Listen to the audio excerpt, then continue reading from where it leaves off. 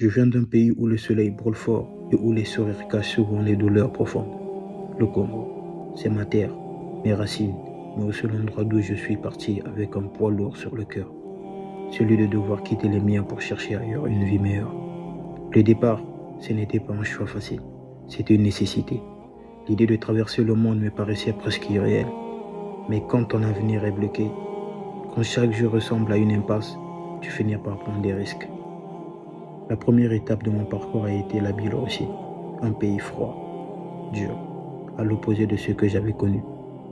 Je me souviens de ma première nuit là-bas, le choc du climat, les regards qui me rappelaient que je n'étais pas d'ici, que je n'étais qu'un étranger perdu au milieu d'un monde classé. Il y avait des jours où je me demandais si je tiendrais. Le froid me coupait la peau, mais plus encore, la solitude me gelait l'âme. Mais même là, dans cette traversée difficile, je sentais en moi une petite flamme qui refusait de s'éteindre. Cette flamme me disait, tu n'as pas fait ce chemin pour t'arrêter ici, continue. J'ai parfois couru, j'ai traversé des frontières, des forêts, des nuits sans sommeil. Chaque pas était une lutte, chaque frontière franchie, un mélange de peur et d'espérance. Il y a eu des moments où je me suis senti invisible, comme si ma vie n'avait pas de valeur aux yeux du monde. Mais il y a aussi ces instants où un inconnu m'a tendu un peu d'eau, un morceau de pain, ou juste un regard d'humanité. Et ces petits gestes, je ne les oublierai jamais. Puis est venu le jour où j'ai posé le pied en France. C'était comme un souffle, un mélange de soulagement et de vertige. Je n'avais pas de certitude, je n'avais pas de garantie, mais j'avais franchi l'impossible. La France, pour moi, c'était plus qu'un pays, c'était un symbole, le symbole d'un nouveau départ, d'une chance à saisir, d'un rêve à reconstruire. Mais attention, arriver, ce n'était pas la fin de l'épreuve, c'était juste le début d'une autre étape. Les papiers, l'attente, des regards parfois lourds, les nuits où tu te demandes si vraiment tu as ta place ici. Tout ça fait partie du parcours.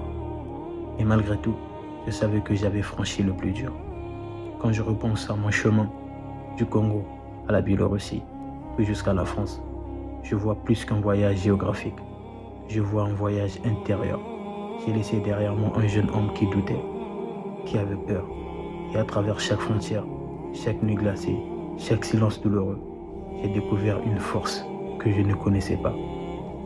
Aujourd'hui, quand je regarde en arrière, je ne vois pas seulement la souffrance, je vois aussi le courage.